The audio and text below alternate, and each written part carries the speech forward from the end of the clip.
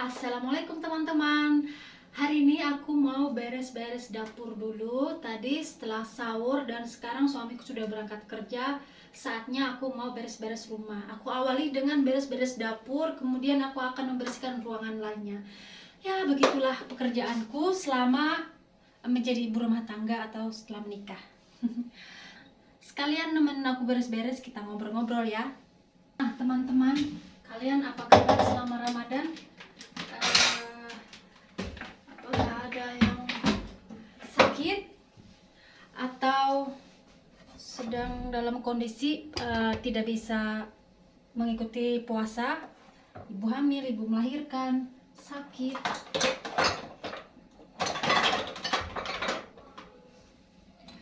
Karena kan kalau bukan orang yang sudah uzur, ya kita diwajibkan, kalau nggak salah nanti bantu tolong diralat ya, kita tetap diwajibkan untuk membayar hutang puasa. Jadi bagi teman-teman yang sakit, yang berhalangan ikut puasa, ibu menyusui, ibu hamil, itu yang aku tahu tetap membayar hutang puasa, kecuali orang tua yang sudah uzur. Bagaimana menurut pendapat teman-teman? Karena kan kalau misalnya ibu menyusui atau ibu hamil, ibu melahirkan, itu sudah dapat dipastikan kurang lebih full 1 bulan tidak bisa mengikuti puasa. Oke, aku mau cerita bahwa ini adalah tahun pertamaku tinggal di negara asing, yang mana budayanya tuh sangat jauh berbeda dengan Indonesia. Tidak ada orang jualan tajil, tidak ada orang jualan banyak makanan untuk berbuka puasa, dan restoran-restoran di sini walaupun Ramadan tetap buka. Orang-orang makan dengan biasa saja di tempat terbuka. Karena ya Turki adalah negara sekuler ya. Ya kalau nggak berpuasa ya tidak masalah. Kalau di Indonesia itu kan malu kalau kita nggak puasa gitu kan, pasti makannya tuh sembunyi-sembunyi. Walaupun makan di warung, pasti warungnya itu atau rumah makannya itu di luarnya tutup, terus kita masuk ke dalam kayak gitu. Nah, kalau di sini tuh nggak ada istilah seperti itu. Rumah makan itu tetap buka seperti biasa dan orang-orang makan biasa aja. Seperti itu yang kutemui kalau aku pergi keluar terus ngelewatin restoran-restoran. Dan ada juga restoran yang tutup, yang dia nggak buka siang. Jadi nggak semua restoran juga buka ya. Jadi mungkin itu dia menghormati orang-orang yang puasa di bulan Ramadan. Tapi budayanya nggak seperti di Indonesia. Hampir rata-rata rumah makan, warung, restoran itu tutup. Aku juga sedikit nggak shock sih, karena aku udah dengar dari teman-teman gitu. Di sini kan orang-orang rata-rata bermazhab Hanafi, tidak seperti rata-rata orang di Indonesia yang bermazhab Syafi'i. Jadi ada sedikit perbedaan, sebenarnya tidak masalah sih itu. Perbedaan dalam melaksanakan ibadah sholat. Sebentar. Perbedaan dalam melaksanakan sholat ibadah taraweh seperti itu. Jadi waktu aku awal-awal ikut taraweh di sini, di masjid yang di dekat rumah sini ataupun di masjid yang di dekat rumah mertua, itu kalau di masjid sini 2 rakaat itu salam, 2 rakaat salam. Nah, di masjid yang di dekat rumah mertuaku itu mereka sholatnya 4 rakaat salam, 4 rakaat salam. Tapi aku pernah dengar juga memang seperti itu bisa saja terjadi. Cuman selama hidupku, selama aku tinggal di Indonesia, aku nggak pernah sholat tarawih yang 4 rakaat salam kayak gitu.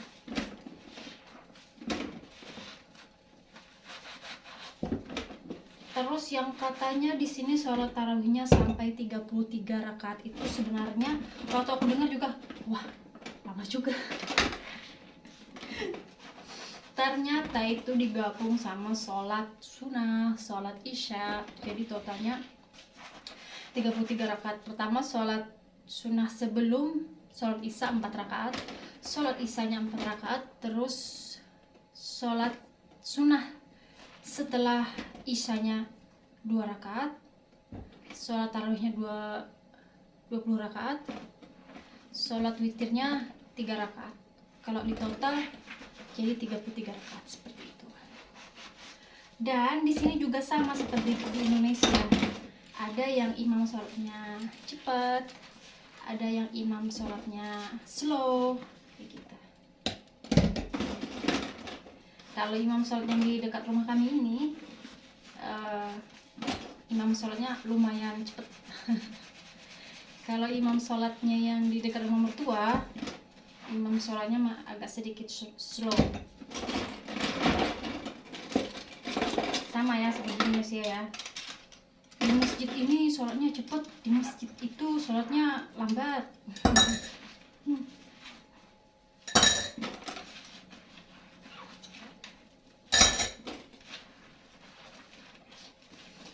Oh ya teman-teman, sebenarnya aku ada mesin cuci piring. Cuman kadang-kadang aku tuh pakai mesin cuci piring, kadang-kadang aku juga cuci manual seperti ini. Suka-suka aja. Kalau misalnya banyak tamu, atau misalnya lagi banyak kerjaan, atau lagi kurang enak badan, aku sering menggunakan mesin cuci piring. Tapi kalau misalnya ya waktuku banyak, badanku fit, terus cucian piringnya nggak terlalu menggunung, ya aku cuci manual aja gitu.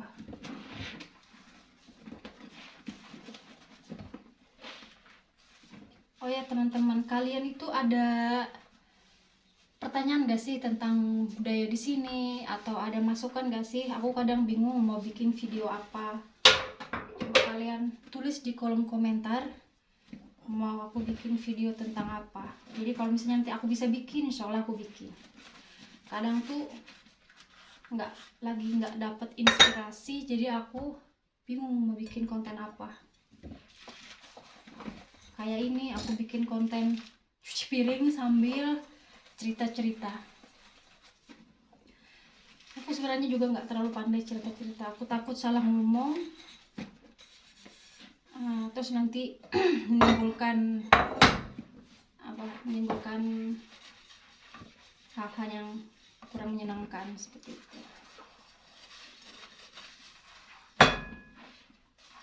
Oh ya teman-teman, aku dan suamiku tinggal di rumah ini kami pindahan baru sekitar 2 bulan. Jadi sebelumnya kami tinggal di rumah mertua atau di rumah orang tua suamiku. Karena mertuaku itu di rumah cuma berdua, dan rumahnya lumayan besar kayak gitu. Nggak besar tapi lumayan. Terus juga kemarin kata suamiku, karena aku baru di sini, tinggal dulu sama mertua buat ya belajar ya budaya di sini, belajar masak. Jadi waktu aku tinggal di rumah mertuaku tuh sekitar 4 bulan. Banyak banget yang aku pelajari tentang di sini yang tidak aku pahami sebelumnya. Karena di tempat tinggal mertuaku itu dia itu lingkungannya lebih ke pinggiran ya, kayak ya di desa sih tapi bukan desa, di pinggiran kayak gitu. Jadi hubungan antar tetangga itu lumayan dekat kayak gitu ya, saling mengunjungi. Terus karena aku orang asing ya, tetangga ini mau bertemu, tetangga itu mau ketemu, mau lihat. Jadi awal-awal aku di situ kayak, capek banget ya, banyak tamu. Seperti itu.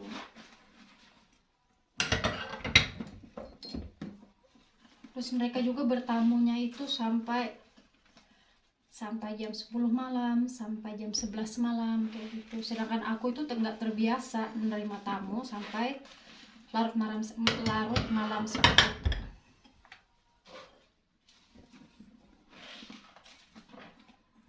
Jadi merasa capek. tuh aku sering ngeluh sama suami, Sampai bangun. aku nggak bisa nggak bisa seperti ini sampai hari tamu sampai jam 10 malam.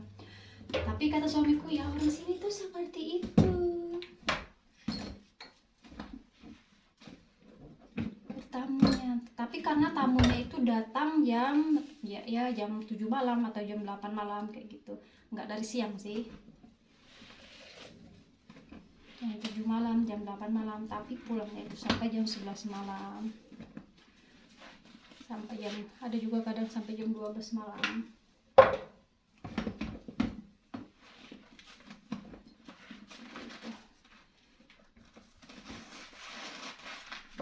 Jadi buat teman-teman yang nanya, kadang aku tuh sering dapat pertanyaan, gimana awal-awal tinggal di negara asing, gimana adaptasinya,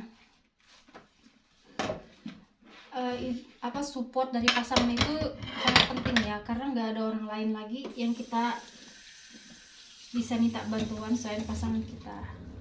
Jadi pasangan kita itulah yang paling kita andalkan untuk menyupport kita, mendukung kita saat beradaptasi di sini, di lingkungan baru. Seperti itu. Jadi kan di sini aku orang asing ya bagi mereka.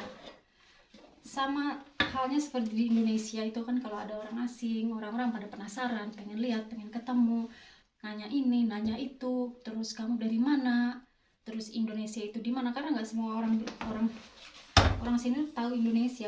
Bahkan dulu mertuaku juga nggak tahu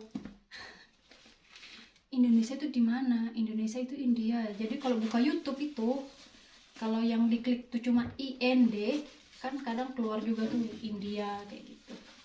Oh, pakaian orang Indonesia seperti ini ya, pakaian orang India yang pakai sari, sari pakai sari.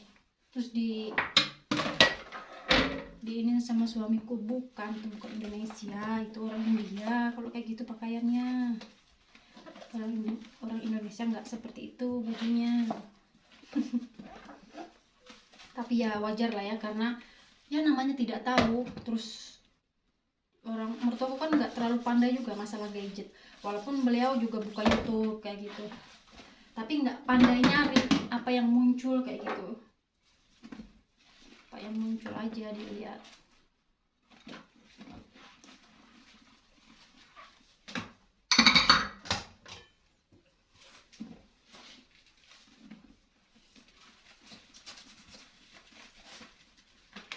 Kemarin dulu juga mertuaku pernah nanya, Indonesia itu dekat Amerika ya?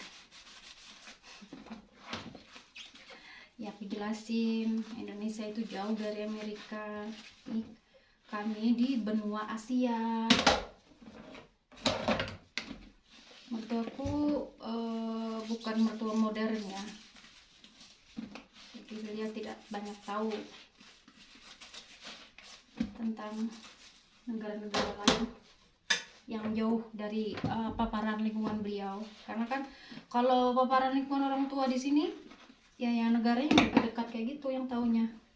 Yang jauh daripada Turki kemungkinan besar yang nggak tahu, apalagi tidak pernah dengar sebelumnya. Tapi sekarang beliau sudah tahu Indonesia itu di bagian Asia. Terus kalau naik pesawat itu kalau pesawat langsung itu sekitar 12 jam. Terus kalau pesawatnya transit itu lebih lama lagi, seperti itu. Jadi aku jelasin pelan-pelan.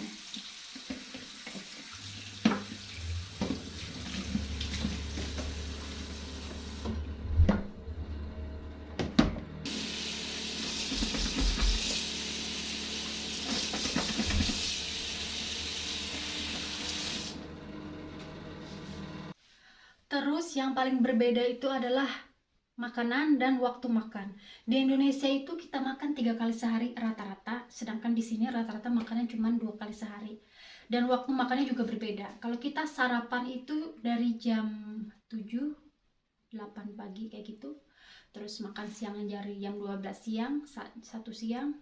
Terus makan malamnya 7 malam, 6, 7, 8 malam kayak gitu. Nah, sedangkan di sini itu sarapannya sekitar jam 10 pagi, 11 pagi kayak gitu. Sangat telat ya. Jadi bagi lambung kalian yang punya asam lambung itu udah teriak-teriak lambungnya. Terus makan malamnya itu sekitar jam 5 sore, 5, 6, 7 5, 6, 7. Jam 5 sore, jam 6 sore, jam 7 malam kayak gitu.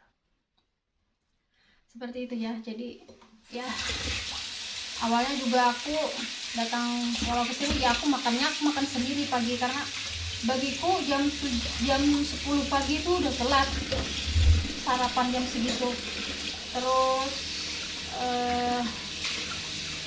nanti pas suamiku sarapan, aku juga ikut sarapan. Jadi sarapan itu 2 kali, tapi menunya berbeda. Karena terbiasa kali yang ngikutin di sini. Jadi lambungku juga ikut terbiasa makan jam 10 pagi, terus makan malamnya itu jam 6 atau jam 7 malam kayak gitu. Jadi terbiasa. Oke, sorry ya teman-teman, aku nggak pakai mic. Jadi kalau aku ngidupin keran gitu suaranya jadi nggak jelas ngomong. Jadi aku mau selesain ini dulu ya.